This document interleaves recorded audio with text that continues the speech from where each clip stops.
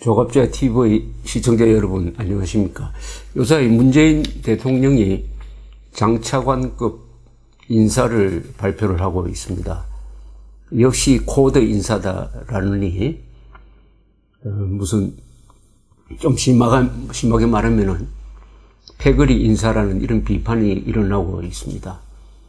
대통령 인사는 우선 대통령에게 충성하고 대통령이 믿는 사람을 요직에 쓰는 게 맞습니다. 그렇게 할 수 있는 권한을 선거를 통해서 대통령한테 준 것입니다.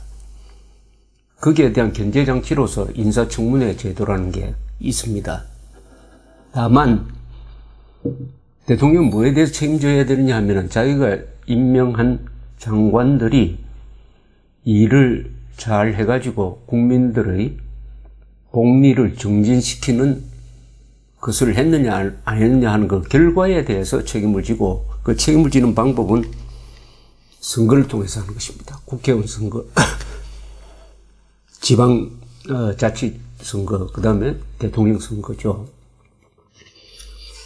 그런데 대통령의 인사 때마다 일어나고 있는 이 패거리 인사, 개파 인사, 이런 것은 문재인 정부 그 전에도 항상 있었습니다. 여기서 패거리 인사라는 말은 좀 감정적이지만은 그것이 시사하는 게 하나가 있어요. 사람을 어떻게 쓰느냐 하는 것은 넓게 보면은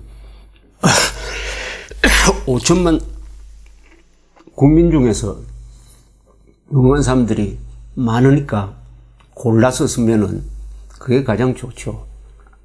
국민들 속에서 가장 유능한 전문가 또는 행정가를 쓴다.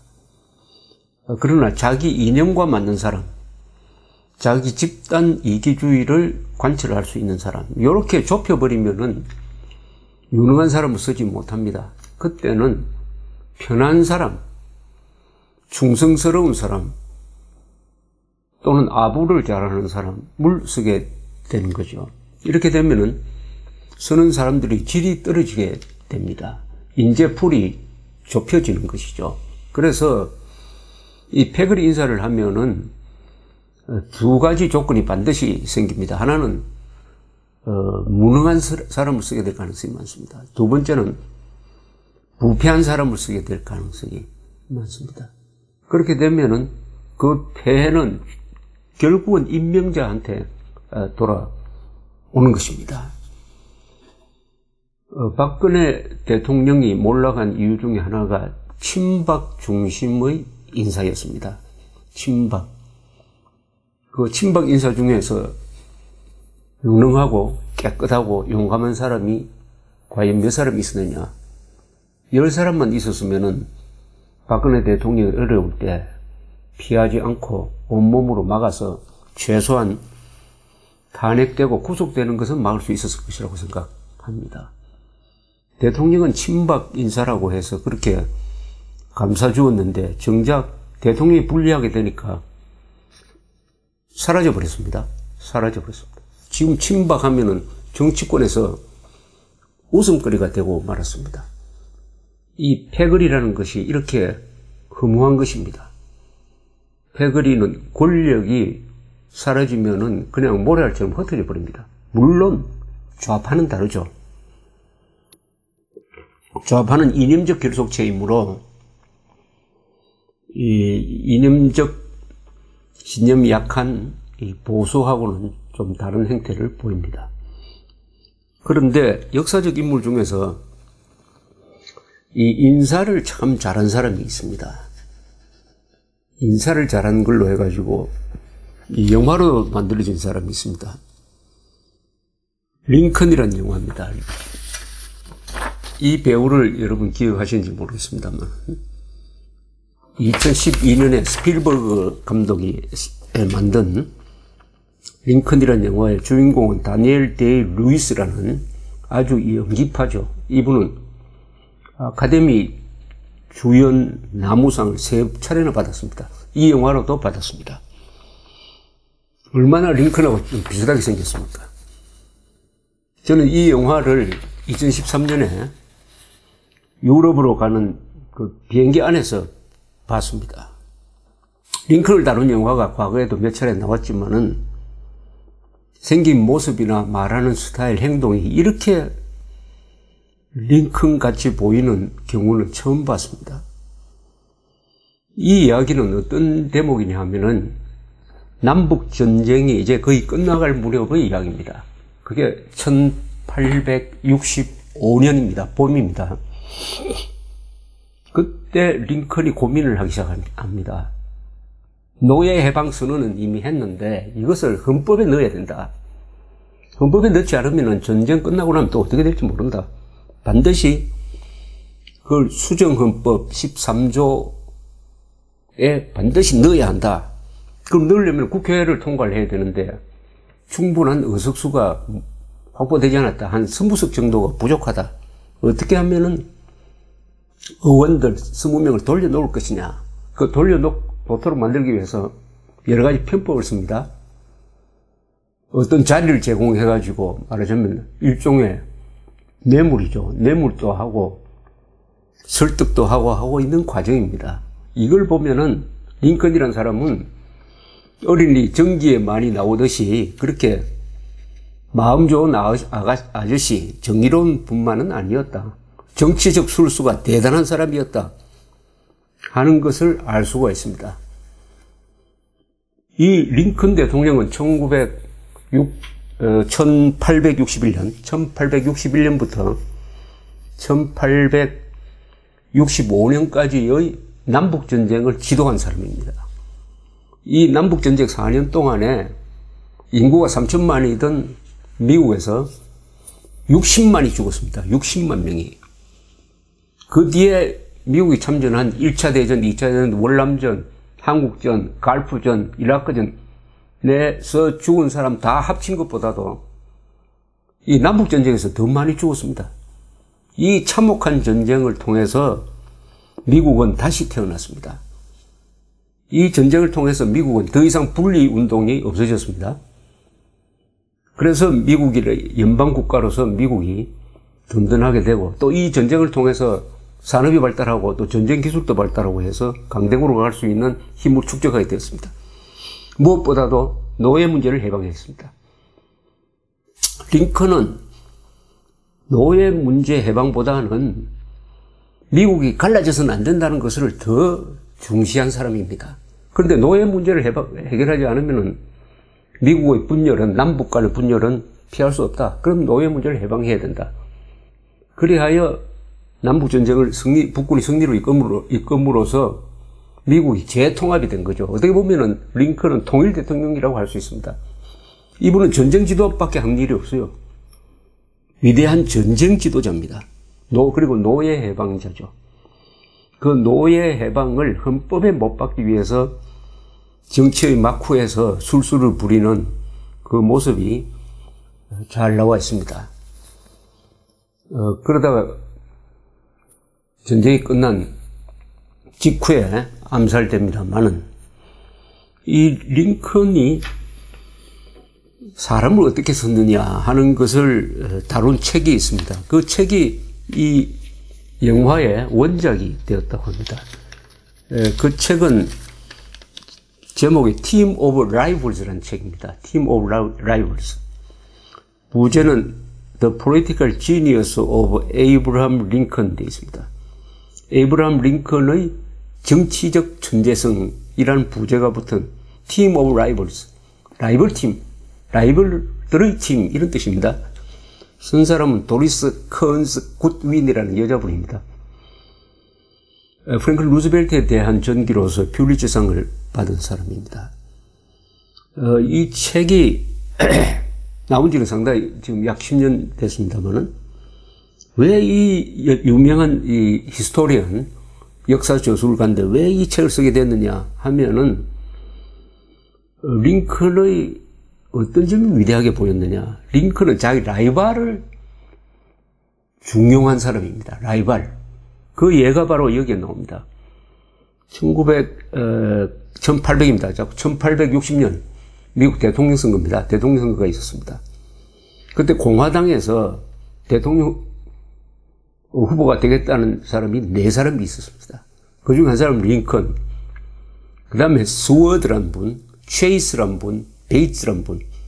이 4사람 중에서 링컨이 토론도 잘하고 해서 당선이 되었습니다.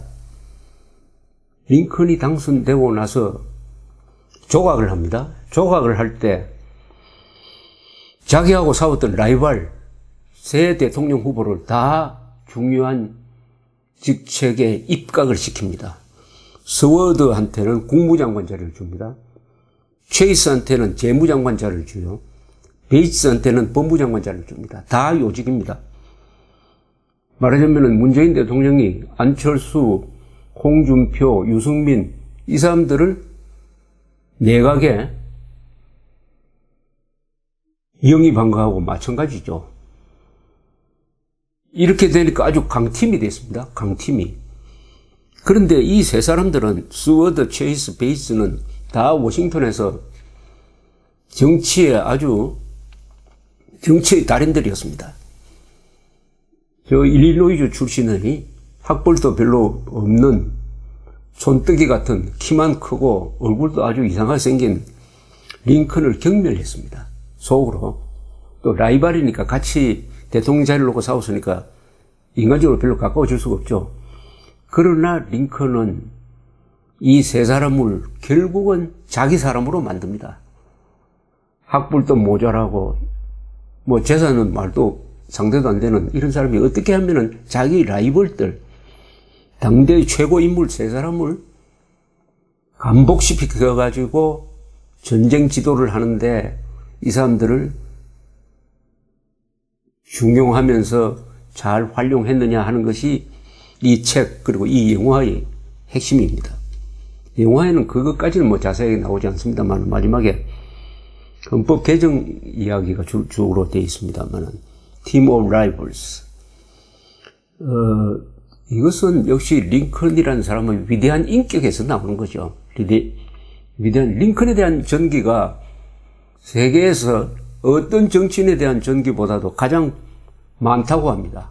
가지수가 몇만 종 될 겁니다, 아마.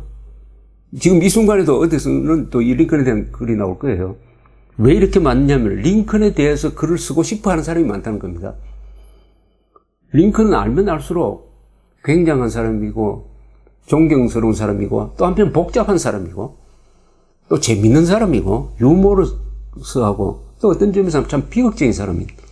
그래서 링컨은 많은 전기 작가를 동원할 수 있는 그 매력이 있는 사람인데 이 굿윈 씨는 이 사람의 통합적 지도력을 본 거죠. 이 3사람의 라이벌을 썼는데 그 중에 한 사람, 이 체이스라는 사람은 다음 차기 선거가 1864년에 있는데 그때 출마하려고 딱 노리고 있던 사람입니다. 일단 재무장관 역할은 하지만은 내가 4년 뒤에는 내가 꼭 출마할 것이다. 그러면 보통 대통령이 어떻게 합니까? 그런 사람 내쫓아버립니다. 거북하잖아요. 그런데 이 반기를 들 사람인데 그러나 링컨은 이 사람은 끝까지 섰습니다. 이 스워드라는 사람은 윌리엄 H. 스워드, 이 국무장관입니다만 이 사람은 스토리가 많은 사람이에요. 링컨이 암살된 날에 그 암살범이 극장에서 구경을 하던 링컨만 저격한 게 아니었습니다. 바로 같은 시기에 슈워드 국무장관 집으로 쳐들어가서 이 사람을 칼로 찔렀습니다. 그러나 슈워드는 구사일생으로 크게 다쳐서 살아남았어요. 이 슈워드는 그 다음 대통령 앤드루 존슨 대통령인데 앤드루 존슨 대통령 밑에서도 국무장관 일을 했습니다. 이 슈워드가 한 일 중에서 유명한 일이 하나 있습니다. 뭐냐 하면은 알라스카를 러시아로부터 돈 주고 산 일을 이 사람이 했습니다. 알라스카를 만약 그때 미국이 사지 않았으면 한번 상상해 보십시오. 지금 알라스카에 소련 또는 러시아 군대가 지금 주둔하고 있다면 어떻게 되겠습니까? 그때 그러면 그게 19세기 말입니다만은 왜 팔기로 했느냐? 이 알래스카 이야기를 좀 하겠습니다. 이야기가 이렇게 좀 비약됐습니다만은 알래스카를 러시아는 계속 가지고 있을 수 없다고 판단했습니다. 19세기 말에 세계에서 라이벌이 하나 있었어요. 그것은 부동항을 찾아서 얼지 않는 항구를 찾아서 막 팽창하는 러시아였습니다. 그 다음에 이것을 막으려고 하는 영국이었어요. 영국과 러시아가 격돌하는데 러시아의 판단은 알래스카는 우리의 해군력으로는 지킬 수 없다. 전쟁하면 잘못하면 영국한테 빼앗기겠다. 그 앞에 크리미아 전쟁을 해가지고 러시아가 영국과 프랑스 군대한테 혼이 난 적이 있습니다. 그래서 팔려고 했습니다. 팔려고 내어놓았는데 일종의 경매에 붙인 겁니다. 영국은 그게 별로 흥미를 느끼지 않았습니다. 바로 그 옆에 캐나다가 있으니까, 식민지를 갖고 있으니까. 이때 미국이 받은 거죠. 얼마를 주고 샀느냐? 720만 달러를 줬습니다.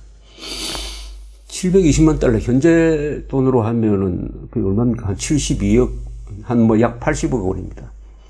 그러나, 약 150여 년 전이니까, 그때 시가는 많죠. 그러나, 그 720만 달러로 산 알래스카는 또 얼마나 어마어마한 땅입니까? 여러분, 지도를 보시면 아시겠지만, 미국에서 가끔 이런 이야기를 합니다. 미국에서 가장 큰 주는 어디냐? 하면은 텍사스 이렇게 나오는데 사실은 알래스카 주가 제일 큽니다. 알래스카 주의 면적은 152만 평방킬로미터입니다. 152만 평방킬로미터면은 남한에 어떻습니까? 남한에 15배입니다. 15배. 이것을 720만 달러에 주고 샀는데 평방킬로미터당 4.74달러, 평방킬로미터당 5,000원 줬다는 뜻입니다. 최고로 성공한 부동산 투자죠. 여기 지금 약 74만 명이 살고 있습니다. 알래스카는 얼마나 넓으냐? 가로 3,639km, 세로 2,285km입니다. 거기에 미국에서 가장 높은 산, 맥킨리산, 요새는 이름이 디넬리산으로 바뀌었습니다만 6,190m. 무엇보다도 석유 자원이 엄청나죠. 여기서 발견된 유전들은 세계 최대급 유전들이 여기 있습니다. 얼마나 더 발견될지 모릅니다. 석유, 그 북극해에 얼어붙은 바닥 밑에서 나오는 석유. 이 석유 수입으로 알래스카 주가 운영하는 기금이 있습니다. 알래스카 퍼머넌스 펀드라고 하는데 이 기금에 지금 쌓여 있는 돈이 500억 달러입니다. 500억 달러. 인구 70만에 500억 달러의 기금을 갖고 있습니다. 이런 엄청난 땅을 720만 달러에 산 수워드는 그러면은 칭찬을 받았느냐 하면은 그때나 지금이나 언론은 시비를 거는 전문가니까 욕을 막 했습니다. 북극곰의 집터 산 거 아니냐? 이렇게 해서 스워드's folly, 스워드의 바보짓이라고 이름을 붙였습니다. 알래스카를 산 것을 스워드의 바보짓이라고 해서 욕을 했다고 합니다. 물론 많은 국민들은 그렇게 언론에 따라가지 않았겠죠. 그래서 지금 알래스카는 미국의 이 자원의 보고가 되고 있습니다. 또 이 지구상에서 가장 장엄한 경치, 그리고 깨끗하게 관리되고 있는 경치, 거기에 사는 북극곰이라든지 킬러 웨일이라든지 뭐 이런 것은 내셔널 지오그래픽 보면은 단골로 등장하는 이것을 산 스워드 국무장관이 한때 링컨 밑에서 열심히 일하면서 그 링컨의 리더십에 감복한 사람이다. 어떤 지도자는 자기보다 더 똑똑한 사람을 쓸 수 있어야 됩니다. 똑똑한 사람을 쓰는, 자기보다 더 나은 사람을 쓰는 사람. 그 유방 같은 사람이 그랬죠. 유방. 자기보다 더 나은 한신 같은 사람을 쓴 사람. 또 유비도 그렇지 않습니까? 유비. 관우, 장비, 무엇보다도 제갈량을 쓴 사람. 문재인 대통령도 이 링컨의 리더십에서 배우는 게 있다면은 5천만 국민 중에서 가장 유능하고 가장 공직자의 마인드가 있는, 그리고 깨끗하고 유능한 사람을 쓰고 라이벌 중에서도 쓰고, 이렇게 된다면은 국민을 감동시킬 수 있지 않을까, 이렇게 생각합니다. 감사합니다.